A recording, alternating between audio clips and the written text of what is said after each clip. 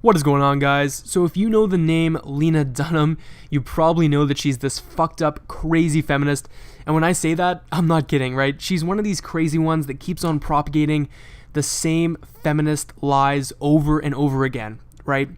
In this particular clip, she's actually sitting down with Hillary Clinton of all people, and guess what they're talking about? The fake campus rape crisis. Like, I don't know how long they're gonna try and beat this to the ground, but people still take it seriously, apparently, right? It just does not make sense. It does not make sense. And the statistic that they always like to bring up is that in American colleges and universities, like 1 in 4 women are sexually assaulted. Fuck, it's not true. It's not fucking true. The incidence of rape in North America has been steadily declining. It's been plummeting, actually, in the recent decades, right? So I don't know how people take this seriously anymore. Anyways, let me know what you guys think about it. I'll see you in the next video.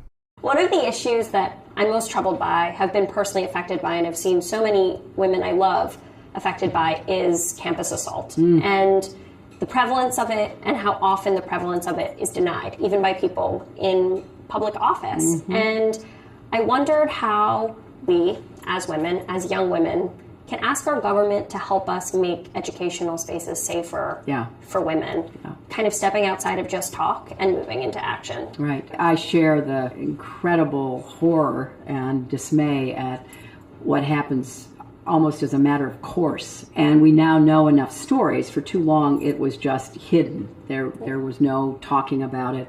We now know that sexual assault's a big problem on campuses. It's a big problem in workplaces. It's a big problem in the military. It's a big problem everywhere. But one thinks when you're on a campus, you're supposed to be in a somewhat protected environment. And that has turned out not to be the case. So I do think, starting with universities and colleges, they need to do more to provide the kind of supportive environments that will not only reach out to young women to tell them, we're here for you and we have some support for you. Here maybe are some ideas, going to parties in pairs. I mean, doing things that are practical.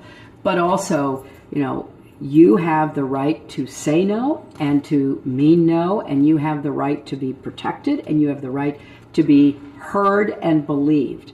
And so there now, I think, is some very important work going on, but it's sort of the experimental stage. Like, what will work? Don't you think? I mean, how will we, reach to young men? How will we, give young women more support? How will we have processes that actually take seriously assault?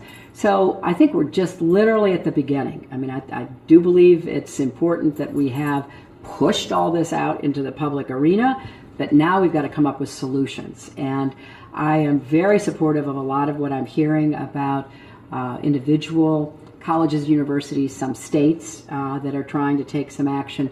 But I want to put it on a faster track. I mean, I don't want to see other people hurt and sidetracked by this. Do you think we need to take the onus off of universities to adjudicate these cases themselves? Yeah, move it into the criminal justice system. I think in many instances that's where it should be, and that requires, as it does with any criminal case, that the victim be willing to do that, because then it becomes a public process, and we have to encourage more victims to be willing to speak out, because very often you have serial offenders. And so if you can say something or do something to stop somebody before it happens again, that's important. For me, I want to encourage victims to demand much more fair treatment. And if they are not comfortable or don't want to go into the public criminal justice system, and in some parts of the country that might still be difficult. Times dangerous. Yeah. And so I think that we have to give the victim the choice.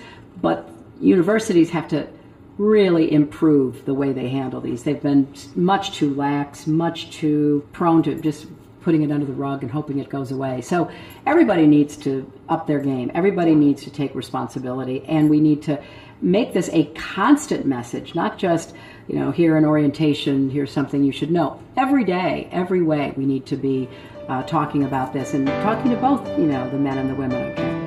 If they smoke, I'm turned off. If they drink, I'm out of there. If they're stupid, I'm bored. If they're mean, I'm bored. If they're trying to use me, I'm out of there. So I guess I'm very picky. If they don't work out, I'm not interested. If the mind is lazy and the body's lazy, who cares?